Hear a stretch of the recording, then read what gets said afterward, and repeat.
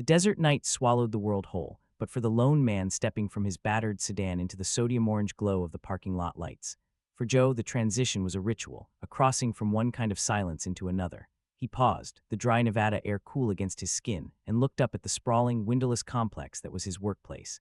Area 51 did not gleam under the starlight. It absorbed it, a monolithic secret crouched in the vast emptiness. This was 1987, and the world was busy with its own loud affairs, blissfully unaware of the quiet man who kept the silence clean. Inside, the air changed. It was recycled, sterile, and carried the faint, metallic tang of industry and secrets.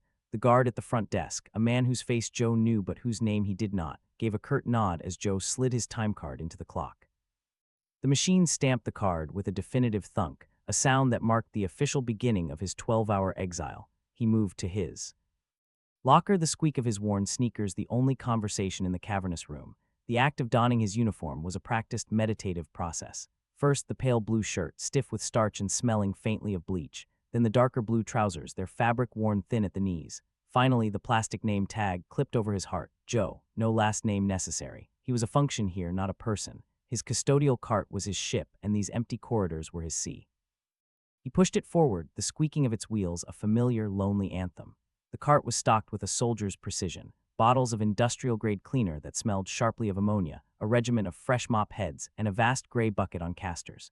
His territory was the non-sensitive zones, the administrative wings and empty laboratories where the real work had long since ended for the day. His job was to erase the evidence of the day shift, to return the spaces to a state of blank. Pristine potential for the scientists and engineers to soil again tomorrow. He worked with a quiet, economical grace, his movements born of years of repetition. The mop sloshed in the bucket, then slid across the linoleum in long, wet arcs, leaving a temporary sheen in its wake. He wiped down desks already barren of personal effects, emptied trash cans containing only crumpled coffee-stained papers and the occasional pencil stub. The silence was a physical presence, a thick, sound-absorbing blanket that muffled the world.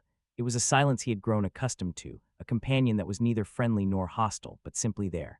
In these long, solitary hours, his mind, usually so carefully guarded, would sometimes wander. He reflected on the profound isolation of this place, not just his own, but the facilities.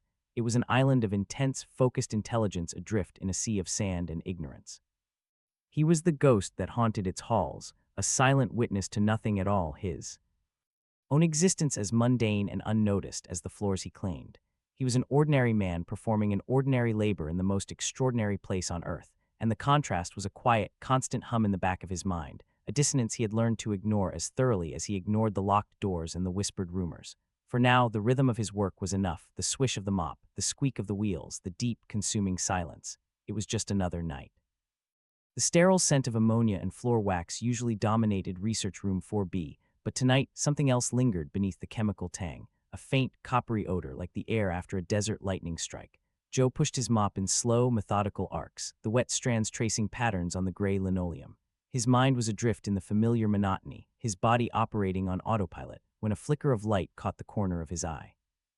He paused, his knuckles tightening on the wooden handle. There, near the leg of a central examination table, was a stain. It was not a normal spill. It was a patch of silvery residue about the size of his palm that seemed less like a liquid and more like a dusting of captured moonlight. It clung to the floor with an unnatural tenacity, and as Joe watched, it pulsed. A soft, rhythmic light emanated from its core, a slow, steady throb of silver white that brightened and faded like a sleeping heart.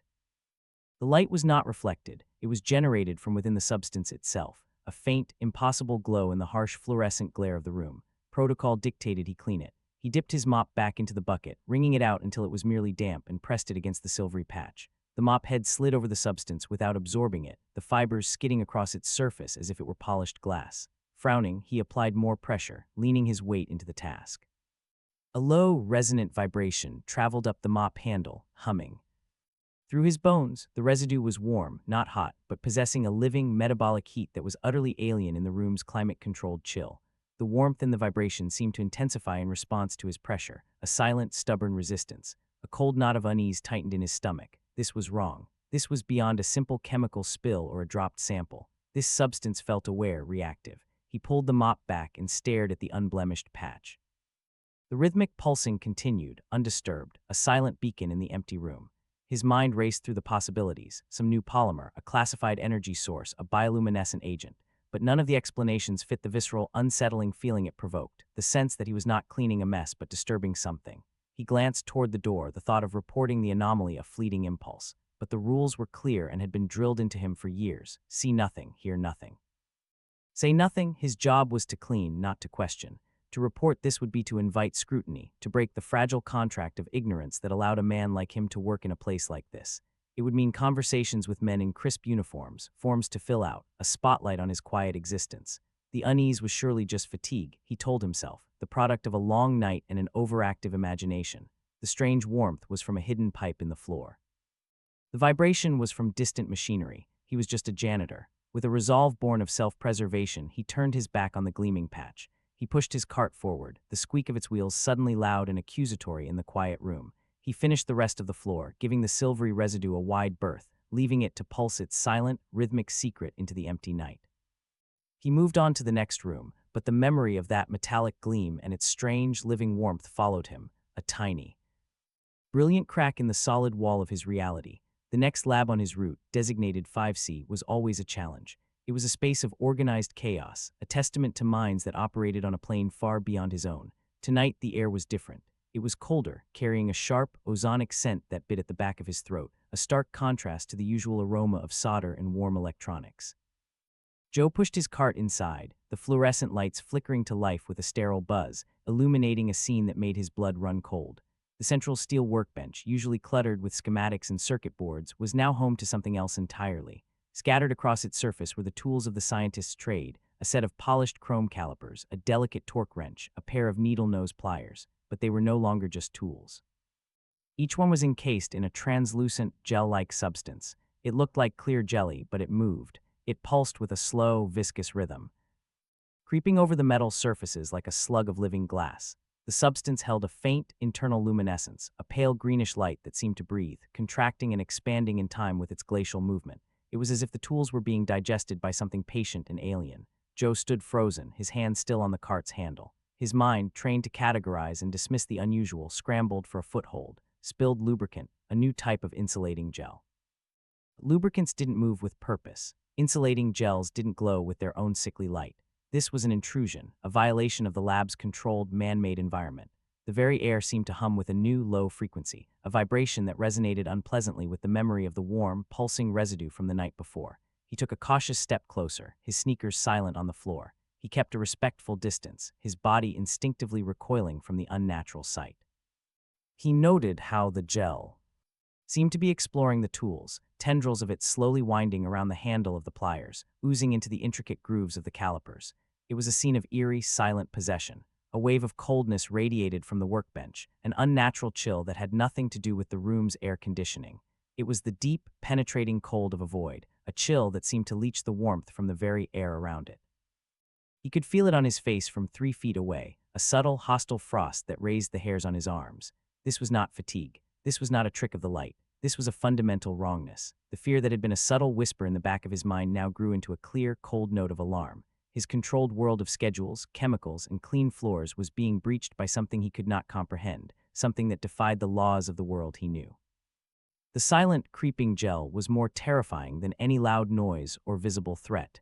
Its patient, mindless motion suggested a biology, or something like it, that was utterly alien. He was not just cleaning up after scientists anymore. He was witnessing the aftermath of something that did not belong on Earth. He did not reach for his cleaner. He did not fetch a scraper. Protocol evaporated in the face of this chilling, animate substance. His only thought was to retreat. He backed away slowly, not turning his back on the workbench until he was at the door. He pulled his cart out into the hallway, the wheels catching on the doorframe with a jarring scrape. He closed the door firmly, leaving the possessed tools to their silent, glacial dance in the cold, ozonic air. For the first time in all his years of service, Joe had left a room unfinished. The fear was no longer subtle. It was a live wire in his chest, sparking with the terrifying understanding that the unnatural was no longer contained behind locked doors. It was here in his territory, coating the tools of the trade. With its slow, cold living slime, the silence of Area 51 was a lie. Joe had always known this on some level, accepting the low, constant hum of distant ventilation and hidden machinery as the facility's true heartbeat. But tonight, the lie was unraveling.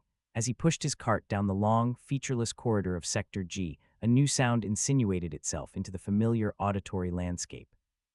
It started as a faint, rhythmic thrum, more a vibration in the soles of his shoes than a true noise. He paused, his mop dripping onto the linoleum, and listened. The sound was muffled, distant, but unmistakable. A deep, resonant thump, thump, thump, like the slow, powerful beat of a colossal mechanical heart. It was coming from the far end of the hall, from a direction he was never meant to go. His route was a carefully prescribed loop, a sanitized path that skirted the facility's true core. Down that forbidden corridor was Hangar 7, a place that did not exist on any map available to him, sealed. Behind reinforced blast doors that were always closed. Yet the sound emanated from there, a subterranean pulse that traveled up through the steel skeleton of the building and into the floor, making the very dust motes dancing in the air tremble in sympathy. The vibrations were a physical pressure against his feet, a steady, hypnotic rhythm that seemed to sync with his own quickening pulse. Protocol was a shield he had worn for years. Ignore anomalous sounds. Do not investigate. Continue your duties. The words were a mantra, a spell of protection.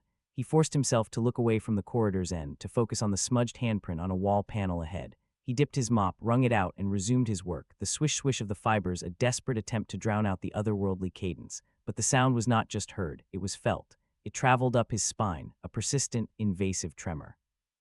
Then came the other sensation, one that had no physical source but was just as real a presence. It was a cold spot in the air behind him, a prickle at the nape of his neck that screamed he was not alone. He spun around, his heart hammering against his ribs, the mop handle clenched like a weapon.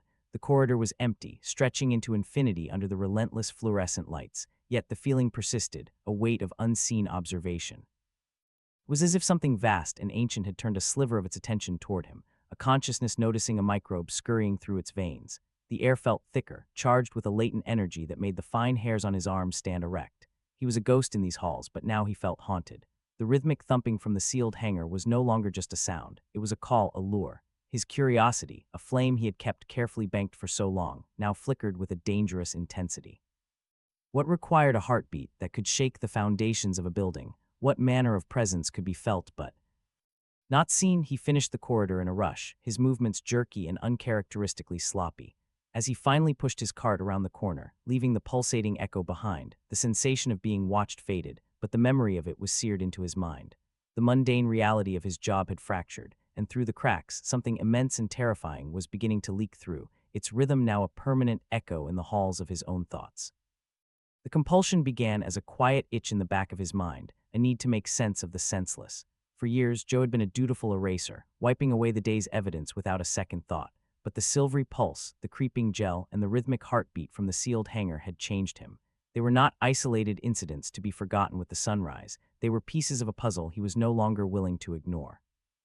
As he pushed his cart through the silent, gleaming corridors, his eyes, once glazed with routine, now scanned every surface with a new, sharp intensity. He was no longer just cleaning, he was hunting for clues. His memory, once a placid lake, now churned with recalled anomalies from years past. The small, polished stone he'd found nestled in the corner of a lab sink, too perfectly smooth and warm to the touch, which had vanished by the next night. The sudden, inexplicable drafts of frigid air that would whisper down a climate-controlled hallway, carrying a scent like ozone and wet chalk. The times he'd been certain he'd left his cleaning cart in one spot, only to find it had been shifted a few feet, its wheels perfectly aligned as if by an unseen hand. He had dismissed them all, attributing them to fatigue, to faulty memory, to the quirks of a vast, complex building. Now he saw them for what they were, a trail of breadcrumbs left by a truth too colossal to be contained. The need to document this trail became an obsession. On his next day off, he drove to a dusty stationery store in the next town over and bought a simple, black, hardbound notebook and a fine-tipped pen. It felt like an act of treason, the plainness of the items a stark contrast to the weight of their intended purpose. That night, hidden in the stark solitude of the custodial supply closet, surrounded by the sharp smells of bleach and ammonia, he began his secret journal.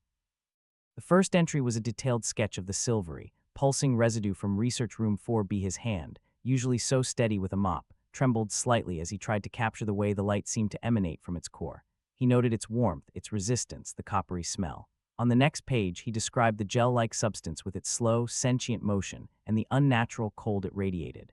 This act of recording was a rebellion. It was a reclaiming of his own perception, a declaration that what he saw and felt was real. The obedient part of him, the part that had kept his head down and his mouth shut, for a decade screamed in protest. This journal was a liability, a direct violation of the oath of ignorance he had implicitly sworn. But the newly awakened part, the curious and frightened man, understood that to ignore this was to go willingly blind. His obedience, once his greatest shield, was now a cage he was actively picking apart. With every word he wrote, every sketch he completed, the bars of that cage bent a little more. He was no longer just the janitor of Area 51. He was its reluctant archivist, chronicling the eerie evidence of a world that existed just beyond the veil of his own, a world that was beginning to bleed through. The official staff map, framed behind dusty plexiglass in the break room, had always been a monument to the known world. For years, Joe had glanced at it without truly seeing it, its labyrinth of colored lines and labeled sectors as mundane as a subway guide. But now it held the gravity of a holy text. During his lunch break, while the room echoed with the hollow hum of the vending machine, he stood before it, his turkey sandwich forgotten on the formica table behind him. His eyes, sharp and hungry, traced the familiar routes of his own domain, the admin wings, the standard labs, the cafeterias. Then, with a deliberate slowness, they traveled to the edge of the mapped territory, to the blank, beige space labeled Sector G, Restricted Access. His finger, hovering just above the glass, traced the corridor where he had heard the rhythmic thumping. According to the map, the corridor ended in a solid wall. There was no Hangar 7. The space was a cartographic void. The confirmation was a cold stone in his gut. The sounds, the vibrations that had traveled up through his bones, originated from a place that officially did not exist. It was one thing to feel a creeping dread in the presence of the unnatural. It was another to have that dread validated by a deliberate, calculated omission.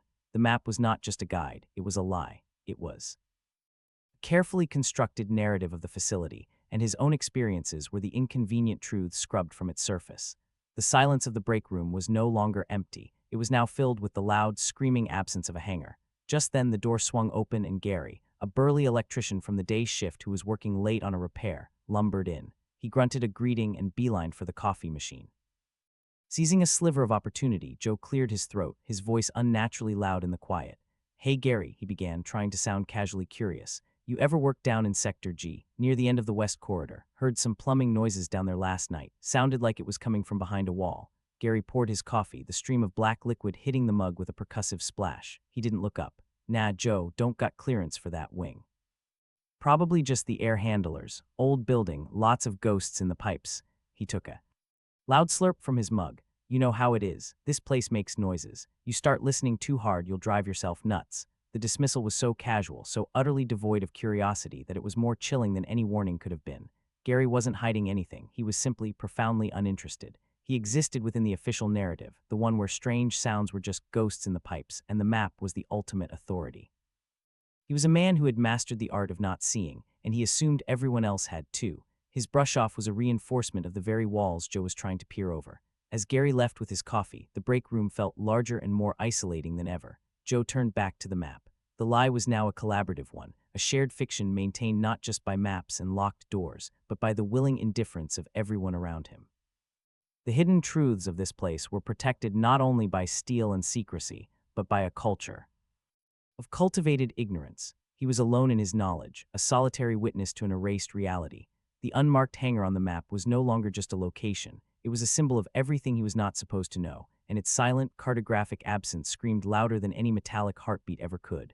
The silence of the night shift had always been a constant, but tonight it was a different kind of quiet, a brittle, watchful stillness that felt ready to shatter.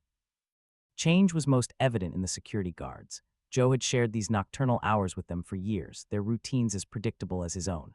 They were usually figures of placid boredom, their patrols a slow, drowsy amble under the fluorescent lights. Tonight, they were wound tight as springs. He saw them first from the end of a long corridor, two guards stationed near a reinforced door that was usually unattended. They weren't leaning against the wall or chatting. They stood ramrod straight, their head constant swivel, their hands never far from the holstered pistols at their hips. Their eyes, when they flickered in his direction, held none of the usual glazed indifference. They were sharp, assessing, and deeply uneasy. He pushed his cart past them, the squeak of the wheels impossibly loud in the tense air. He felt their gazes tracking him, a palpable pressure between his shoulder blades until he turned the corner. Later, while emptying trash bins in an administrative alcove, he heard the rapid, clipped rhythm of bootsteps, not the lazy shuffle of a single guard, but the synchronized march of a small, hurried team. He pressed himself against the wall, becoming part of the shadows, as three guards in full tactical gear rushed past, their faces set in grim masks. They didn't even glance his way. They were hunting something or preparing for its arrival. The facility, always secretive, now felt like a fortress under a state of siege. The most telling anomaly came during his break. He Sought refuge in the usual custodial supply closet, but finding its air too stifling, he slipped into a dimly lit recess near the ventilation shaft access, a narrow space between two banks of humming machinery. He was unwrapping his sandwich when he heard them, low, urgent voices, strained with a tension that was entirely new. Can't maintain the field integrity. Fluctuations are off the chart. The voice was tight, almost cracking. A second, deeper voice responded, a hissed whisper. They're aware. The whole sector's on lockdown until we get a handle on the containment issues. The phrase hung in the air, colder than the metal wall Joe leaned against. Containment issues. The words were bureaucratic, sterile, but the fear in the voices gave them a terrible, specific weight. He didn't need to see the speakers to know they were the men in crisp uniforms, the ones who held the real keys. They were whispering about the very things he had been sketching in his hidden journal. Pulsing residue, the living gel, the heartbeat from the unmarked hangar. His private suspicions were now their professional crisis. The anomalies weren't just curious leaks, they were a breach. The tension in the halls wasn't just paranoia, it was a response to an escalating, tangible threat. Pulling his knees to his chest in the cramped darkness, Joe felt a profound and chilling isolation settle over him. The knowledge he had been piecing together, the secret he had been clutching to his chest, was not just his alone. It was a shared, terrifying reality for the men with the guns and the clearances. But for them, it was a problem to be managed, a fire to be contained. For him, it was a cosmic truth that was dismantling his understanding of the universe. He was trapped between their world of official panic and the vast, unknown reality that was causing it. He was a man standing on the beach, watching the tide recede, knowing with a dread certainty what was coming next, while the authorities whispered frantic plans about water displacement issues. The weight of what he knew was no longer a curious burden. It was an anchor, pulling him down into a deep, cold, and terrifyingly lonely sea. The mop water sloshed over the rim, a dark, soapy wave that broke against the gray linoleum and traced the subtle, almost imperceptible incline of the corridor floor. Joe cursed under his breath, a soft, frustrated sound swallowed by the immense silence. He had overfilled the bucket again, his mind too preoccupied with the whispered words, containment issues, and the memory of the guards' tense, watchful faces. He bent down, his knees protesting with a familiar ache, and reached for the roll of paper towels on his cart. It was then that the casters, old and worn, gave up their tenuous grip. It started as a slow, grinding roll, the bucket inching away from him as if pushed by a ghostly hand. He lunged for it, his fingers brushing the cold, wet plastic, but it was already picking up speed, propelled by the hidden slope he had never before noticed. The water inside churned, sloshing over the sides and painting a frantic, winding trail down the hallway. The squeak of the casters became a high-pitched whine, a sound of protest that echoed unnervingly in the sterile passage. Joe stared, frozen for a critical second, as his bucket, that most mundane and essential tool of his existence, embarked on a journey of its own. It rolled past the yellow and black striped line on the floor, the one that marked the boundary of his authorized cleaning route, a line he had never, in 10 years, crossed. His heart hammered against his ribs, a frantic drumbeat of pure protocol screaming at him to stop, to let it go, to report the loss and face the inevitable questions.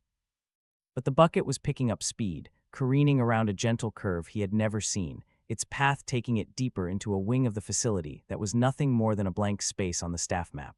The compulsion that had been building for weeks, the curiosity, the need to know, overwhelmed the decades of conditioned obedience in a single, breathless moment. He abandoned his cart, the squeaking wheels his only witness, and broke into a run. The air changed as soon as he crossed the yellow line. It grew colder, carrying a metallic, ozonic sharpness that dried the back of his throat. The lighting was different, too. Fewer overhead panels were active, casting long, deep shadows that pooled in the doorways of unmarked rooms. The floor, no longer simple linoleum, was a seamless, polished concrete that gleamed dully under the sparse lights. His wet sneakers squeaked on the unfamiliar surface, the sound too loud, too revealing. He could still see his bucket, a distant, receding shape leaving a glistening, serpentine trail of water, a breadcrumb path leading him into the unknown. His breath came in short, ragged gasps, each one a small cloud in the suddenly chill air. He was breaking every rule, violating the core tenet of his employment, and with every step, the weight of that transgression pressed down on him, a mix of terror and a thrilling, undeniable exhilaration. He was no longer just following a runaway bucket. He was chasing the source of the echoes, the origin of the gel, the truth behind the pulsing light. He was entering uncharted territory, and his heart raced not just with fear, but with the terrifying, electric promise of revelation. The bucket came to a final, shuddering halt, its momentum spent against the base of a door. It was an unremarkable door, painted the same drab, government-issue gray as 1,000 others in the facility, yet it was utterly different. It bore no number, no placard, no warning signs. It was a non-door, an architectural secret, and it was slightly ajar. A sliver of darkness, no wider than 2 fingers, separated the door from its frame, and from within that sliver, a faint, rhythmic light. It was not the steady white of fluorescence, but a dim, shifting luminescence, a slow, silent strobe of violet and silver that painted the opposite wall in fleeting, ghostly hues. The air that whispered through the gap carried a strange, metallic coldness, a dry chill that smelled of ozone and something else, something ancient and sterile, like the void between stars. Joe stood frozen, his chest heaving, the sound of his own panting obscenely loud in the profound silence of the corridor. The frantic chase was over, replaced by a stillness so absolute it felt like a physical force. The usual ambient hum of the facility was gone, swallowed by the door's threshold as if sound itself dared not cross. He could hear the frantic thrum of his own blood in his ears, a wild drum against the crushing quiet. His runaway bucket, the catalyst for this madness, sat inert and pathetic, a mundane intruder at the gates of the inexplicable. Every instinct, every ingrained rule screamed at him to turn back, to retrieve his bucket, mop up the water trail and retreat to the known world of his cart and his schedule. But the pulsing light from the crack in the door was a siren's call. It was the same rhythm he had felt through the floors, the same essence he had seen in the silvery residue and the creeping gel. This was the source. This was the heart of the mystery that had been unraveling his reality night after night. To walk away now would be to live forever in the shadow of the question. His hand, trembling slightly, reached out. He did not push the door, not yet. He simply laid his palm flat against its cold, painted steel surface. A vibration traveled up his arm, a deep subsonic thrum that resonated in the marrow of his bones. It was the same frequency, amplified 1,000-fold. Steeling himself, he leaned forward and pressed his eye to the narrow gap. The world beyond was a study in shadow and impossible geometry. The room was vast, its ceiling lost in darkness high above. The only illumination came from clusters of crystalline structures that grew from the floor and walls like metallic fungi, each one pulsing with that same soft, violet-silver light. Their glow revealed shapes, sleek, curved forms of a burnished metal that seemed to drink the light rather than reflect it.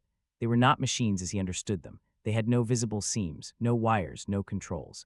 They were organic and artificial all at once, their lines flowing into one another in ways that hurt his eyes to follow. In the center of the room, something large and disc-like was partially obscured by scaffolding, its dark surface hinting at a scale that dwarfed everything around it. He pulled back, his heart a frantic bird beating against the cage of his ribs. The image was burned onto his retinas, the pulsating crystals, the silent, alien machinery, the immense hidden craft. The cold air from the room washed over his face, carrying with it the absolute, overwhelming silence. It was a silence that was not an absent sound but a presence. It was the silence of a vacuum, of a place where no air vibrated, where nothing lived, where something had been put to sleep or was waiting to wake. With a final, shuddering breath that plumed in the chill air, Joe pushed the door. It swung inward on silent, perfectly balanced hinges, opening fully to admit him. He took one step across the threshold, and then another, leaving the known world behind. The strange, cold air enveloped him completely, and the profound, watchful silence of the room settled over his soul like a shroud. He was inside. He had crossed over, and there was no going back. The air inside was a physical presence, a dry, sterile cold that seeped through his uniform and settled deep in his bones. It carried no scent of oil, electricity, or humanity, only the metallic tang of pure ozone and the profound emptiness of a vacuum. Joe stood just inside the threshold, his body rigid, his mind struggling to process the impossible geometry of the chamber. The vast space was a cathedral to the alien, its scale so immense that the ceiling was lost in a darkness that seemed to swallow the very light. The only illumination came from the clusters of crystalline structures that grew from the floor and walls, their rhythmic violet-silver pulsing casting long, shifting shadows that danced across surfaces in a silent, hypnotic ballet. His eyes, wide and unblinking, were drawn to the center of the room. There, held in a cradle of skeletal scaffolding, was the source of the shapes he had glimpsed through the door. It was a craft, but like no aircraft or spacecraft ever conceived by human hands. Its hull was a seamless, disc-shaped sweep of a dark, burnished metal that seemed to be less a surface and more a captured piece of the void, a material that absorbed the pulsing light rather than reflecting it. One section of the hull was partially dismantled, peeled back like the skin of a strange fruit to reveal an inner architecture of spiraling conduits and crystalline lattices that glowed with a soft, internal bioluminescence. The sight was at once terrifying and beautiful, a masterpiece of non-human engineering that rendered every human achievement quaint and primitive. This was no experimental plane. This was a vessel that had sailed the interstellar deep, and the sheer, silent fact of its existence struck Joe with the force of a physical blow. His gaze, swimming with awe, swept to the periphery of the chamber. There, lining the curved walls, were rows of transparent containment units, each one glowing with a soft, ambient light. Inside them, suspended in a clear, viscous fluid, were biological samples. Some were tissue-like masses, veined with filaments of silver that pulsed in time with the room's light. Others were more defined, yet utterly unfamiliar, a coiled, segmented form that resembled no earthly insect, a cluster of frond-like structures that drifted slowly in their liquid prison, a smooth, ovoid shape that seemed to be made of solidified light. They were specimens, collected and catalogued with a clinical detachment that was more chilling than any display of malevolence. This was not a workshop. It was a laboratory, a morgue, a zoo for things that were not from this world. And then the final devastating connection clicked into place in his mind with the clarity of a shattering crystal. The silvery, pulsing residue he had tried to mop up. The cold, creeping gel that had possessed the tools. They were not classified chemicals or experimental polymers. They were traces, residues. They were the blood and sweat of this craft, the shed cells and leaked coolant from an extraterrestrial biology. For weeks, he had been scrubbing away the microscopic evidence of cosmic visitors, sanitizing the fallout of first contact with his ammonia and his mop.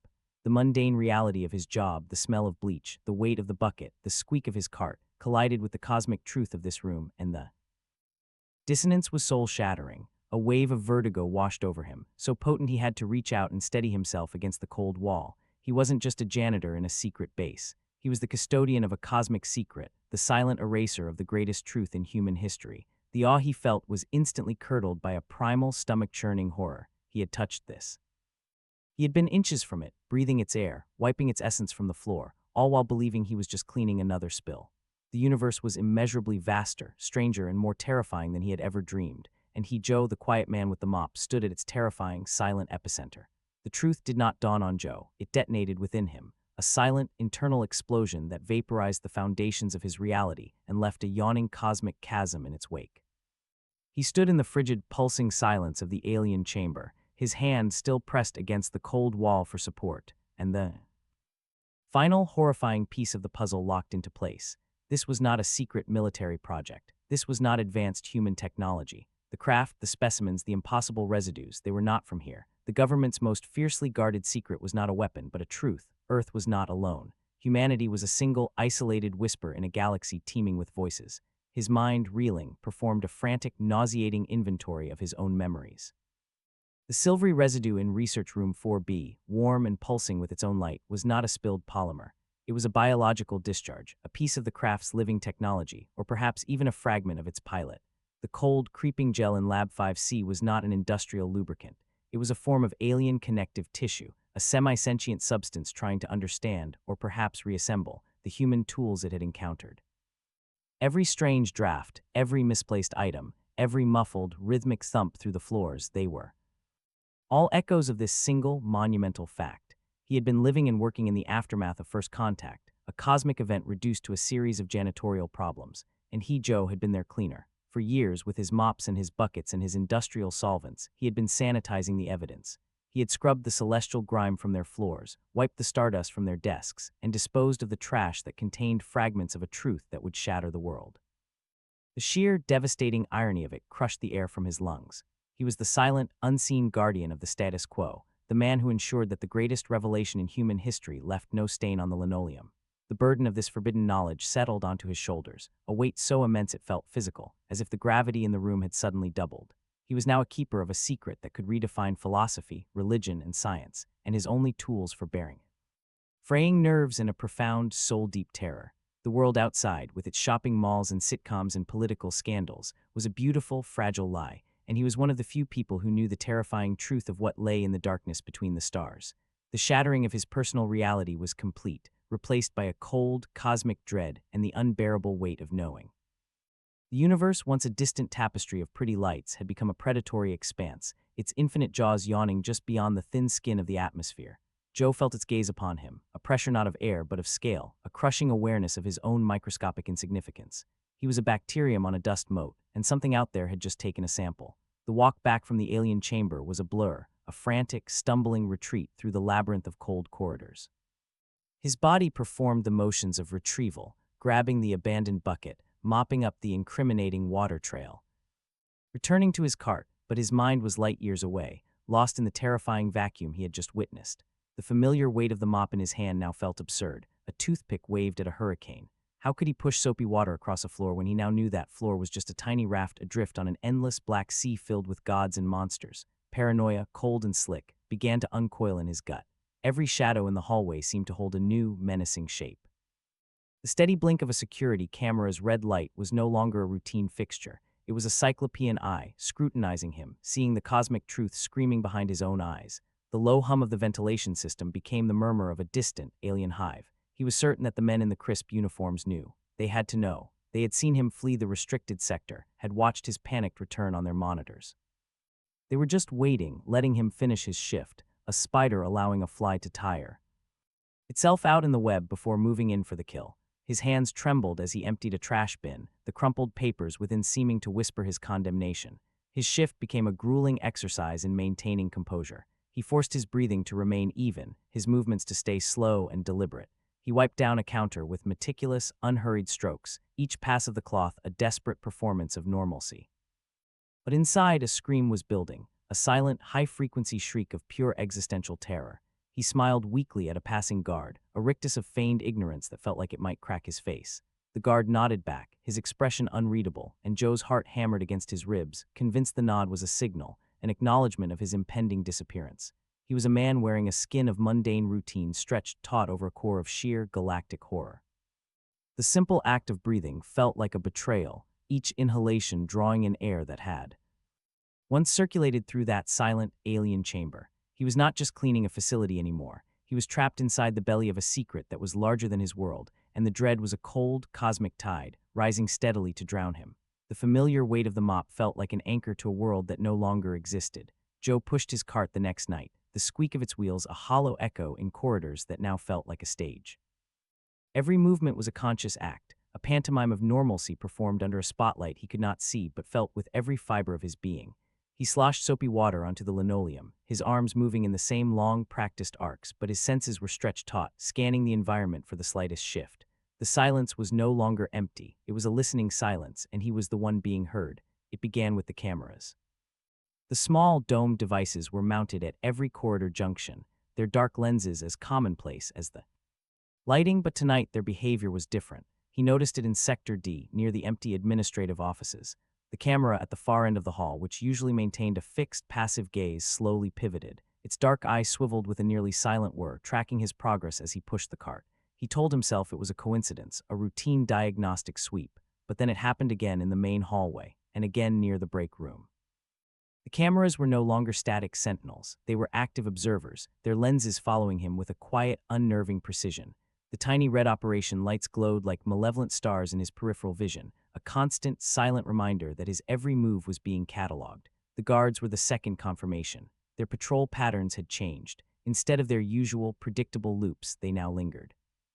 He would turn a corner to find one standing unnaturally still, his back to a wall, his eyes scanning the hallway. With a focus that was anything but bored, another would appear at the end of a corridor Joe had just claimed, leaning against a doorframe as if waiting, his presence a silent, unspoken question. They didn't speak to him. They didn't acknowledge his work. They simply existed in his space, their watchful stillness a more potent threat than any shouted order. One guard, a man with a severe crew cut and a jaw like granite, stood for a full 20 minutes just outside the custodial closet, his arms crossed, his gaze fixed on the middle distance. Joe, trapped inside, pretended to reorganize his cleaning supplies, the acid scent of bleach doing nothing to cut the metallic taste of fear in his mouth. His inner turmoil was a churning, silent storm. While his hands wiped and mopped with robotic efficiency, his mind raced through a labyrinth of panic. Had he left a trace, a stray footprint from the restricted sector, a drop of water from the runaway bucket, had his face in that single, breathless moment of peering into the alien chamber, betrayed the cataclysmic knowledge now burning in his soul. He forced his breathing to remain even, his posture relaxed, but beneath the pale blue uniform, his skin was clammy with a cold sweat. He was a silent witness to his own surveillance, a man desperately pretending he had nothing to hide while guarding the most explosive secret on the planet. Mundane act of cleaning had become a high-wire act over an abyss, and he could feel the eyes from the shadows, waiting for him to make one wrong, telling move. The worn, black cover of the notebook felt like a slab of condemned stone in Joe's hands, hidden in the one place he felt was truly his, the cramped, chemical-scented solitude of the custodial supply closet. He carefully turned the pages. The sight of his own careful sketches and frantic handwriting sent a fresh jolt of adrenaline through his system. Here, in stark, undeniable detail, was the pulsing silver residue from room 4B. Its rhythmic light captured in cross-hatched pencil strokes. Here was the description of the cold, creeping gel, its sentient motion detailed in a script that grew increasingly cramped and desperate. And here, on the most recent page, were his attempts to draw the impossible geometries of the alien craft, the curves and angles all wrong because human hands were not meant to record such things. This journal was no longer a personal log of curiosity. It was a manifest of treason, a physical damning record of everything he was not supposed to know. His fingers trembled as he added a new entry, documenting the tracking cameras and the lingering guards. Each stroke of the pen was an act of defiance that now felt like folly. The journal, once his solace, had become a millstone. The logic was cold and irrefutable. This book was the only thing that could prove his knowledge. Without it, he was just a paranoid janitor, his wild stories easily dismissed. With it, he was a dead man, the thought of its discovery was a cold blade pressed against his throat. They would find it during a routine, unannounced locker search or a random sweep of the supply closets. They would read his words, see his sketches, and he would vanish into the same silent, bureaucratic void that had swallowed Hangar 7. A sudden, desperate impulse seized him. He stood, the journal clutched in his white-knuckled grip, and moved toward the industrial sink in the corner. He could destroy it. A few drops of lighter fluid from the maintenance kit, a single match, and the evidence would be ash, washed down the drain with a torrent of water. It was the only sane choice. He opened the cover, his thumb resting on the first page, ready to tear it out to begin the act of erasure, just as he erased everything else in this place. But he couldn't. His hand froze. To burn the journal was not just to destroy paper and ink. It was to annihilate his own sanity, to willingly make himself a ghost again, to pretend he had never seen the cosmic truth that now defined his existence. The journal was his proof, not to anyone else but to himself. It was the anchor that kept him from drifting entirely into the maddening current of cosmic dread. The moral conflict tore at him. The instinct for self-preservation screamed for him to destroy it, while the deeper, more human need for truth, for a testament to his own experience, begged him to preserve it. He stood there paralyzed, the journal hovering between the sink and his chest, a single, fragile vessel containing the weight of the stars, and he found he simply could not let it go. The journal was a cancer in his locker, its presence a palpable, malignant weight that seemed to radiate through the thin metal door. Every time Joe passed it, his eyes flickered toward the combination lock, his mind conjuring images of gloved hands slicing it open, of crisp, uniformed men pulling the black notebook from its hiding place beneath his spare socks. The act of updating. It had become a ritual of terror. Crouched in the supply closet, the acrid scent of ammonia stinging his nostrils, he would transcribe his observations with a hand that refused to stay steady. The words on the page were no longer just notes. They were his own confession, neatly penned and waiting for the executioner. Each sketch of a tracking camera's pivot, each description of a guard's unnerving stillness, was another nail in the coffin of his old life. The journal held the reflection of his shattered reality, and he was certain its glossy cover was a beacon, calling out to the very forces that wished it and him silenced. The temptation to destroy it was a physical ache, a logical scream in the core of his brain. One match, one flush of the toilet. It would be so easy to reduce the evidence to cinders or pulp, to revert to being just Joe, the quiet janitor, a man whose only secret was the brand of whiskey he kept under his car seat. He could feign ignorance, could let the cosmic dread become a private, unverifiable madness, but his hand would always still. To burn the journal was to commit a different kind of suicide, the annihilation of the only part of him that felt real anymore. It was the proof that he had not dreamed the pulsing light, the creeping gel, the silent craft. It was his soul tethered to the truth in a world built on lies. The moral conflict was a war waged in the silence of his own skull, self-preservation battling against the desperate, human need to bear witness. He was a man clinging to a life raft in a hurricane, knowing the raft was what was pulling him under, but unable to let go because it was the only thing keeping him from drowning in the abyss. The decision did not arrive as a flash of inspiration, but as a cold, hard, and final certainty, settling in his gut like a stone. He could not stay. The pretense was a cage, and the walls were closing in every time a camera lens followed him or a guard paused a moment too long outside a room. He was a prisoner in a jail. He cleaned himself, and the warden's patience was wearing thin. The knowledge he carried was a death sentence. The only question was when it would be carried out. He would not wait for the answer. He would escape Area 51 and he would take the journal with him. It was no longer just a record of truth. It was a cargo that had to be smuggled out, a message in a bottle that needed to be thrown into the vast, unknowing ocean of the outside world. The transformation was absolute. The passive, observant man was gone, replaced by a creature of furtive, calculated action. During his shift, his movements were no longer those of a cleaner, but of a cartographer and a thief. While pushing his mop, his eyes were not on the floor but on the architecture, mapping the blind spots of the cameras, noting the timing of patrols, identifying the least trafficked corridors that veered toward the outer walls. He studied the emergency exit diagrams not as a safety precaution, but as potential route to freedom. He noted the service ducts, the ventilation accesses, the unmarked doors that might lead to the skeletal underbelly of the complex. His mind, once a placid pool, was now a churning engine of strategy. Every squeak of his cart's wheel a potential distraction, every slosh of the mop bucket a sound to mask his intent. In the stark solitude of his small, rented house, he gathered his minimal belongings. A single change of clothes rolled tight. His meager savings withdrawn in cash. A photograph of his parents, long gone, their faces a ghostly anchor to life before all this.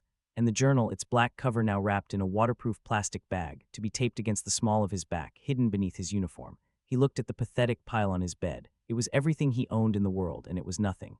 He was leaving his car, his furniture, his entire identity behind. The man who would walk out of Area 51 would not be Joe the janitor. He'd be a ghost, a fugitive from the cosmos, carrying a secret that was both his curse and his only reason for being.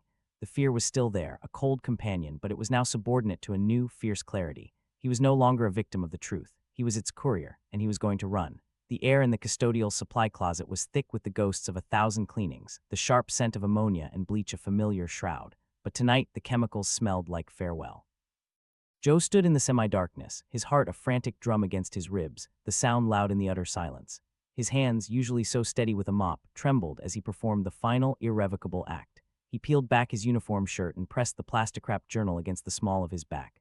The tape was cold and unforgiving against his skin, securing the weight of his truth, his crime, his purpose. He smoothed the shirt back down, the fabric now a shield for the most dangerous. Contraband on the planet. The man in the mirror was a stranger, pale, wide-eyed, his jaw set with a resolve that bordered on desperation. Joe the janitor was gone. In his place stood a fugitive. He pushed his cart out into the hallway one last time, its squeaking wheels a mournful dirge. He followed his usual route for the first 20 minutes, a pantomime of normalcy performed for the ever-watchful red eyes of the cameras.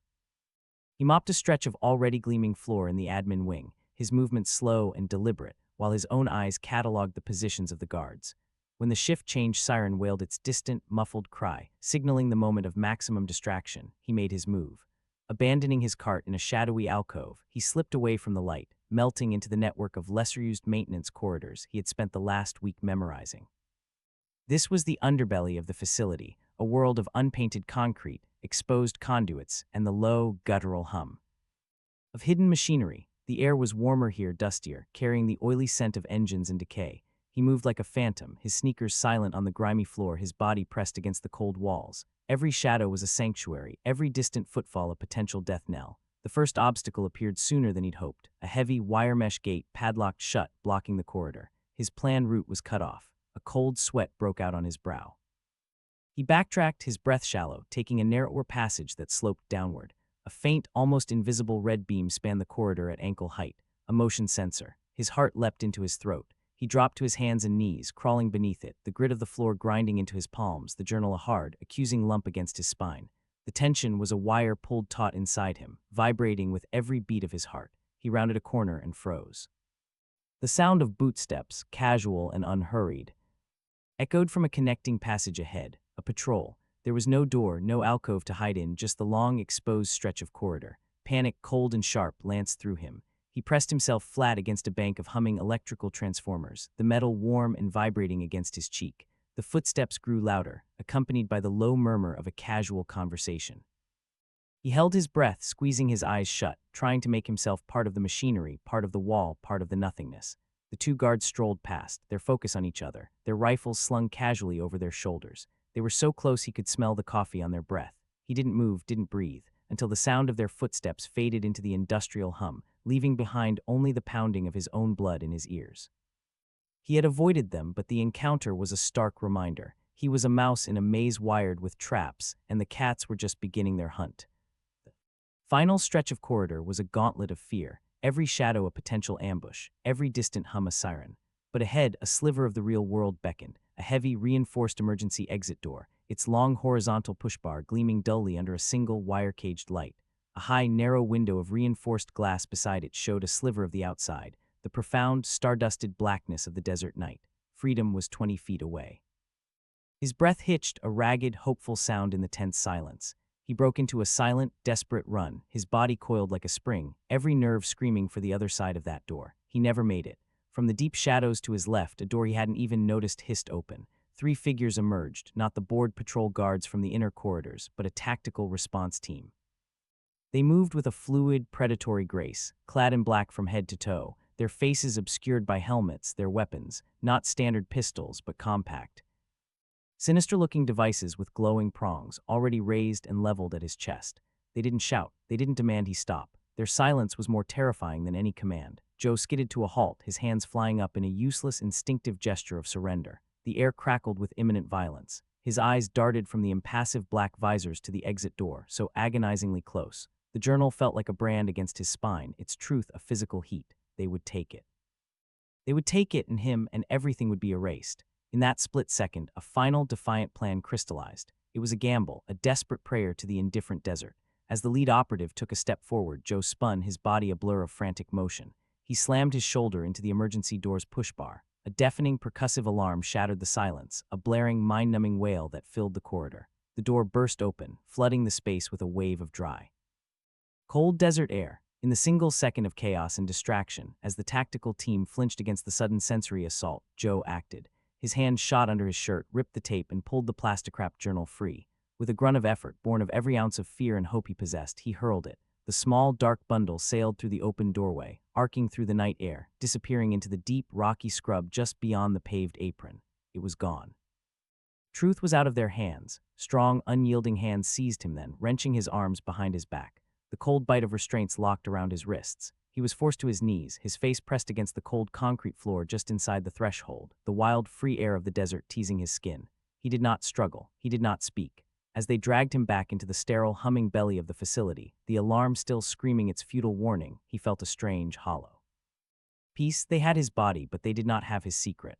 The cosmic truth was free, hidden in the vast, unknowing desert, a seed of revelation waiting in the dark. Joe was in custody, a prisoner of the world he once knew, but his soul had been forever scorched and expanded by the terrifying, magnificent truth he had uncovered. He was no longer just a man, he was a witness.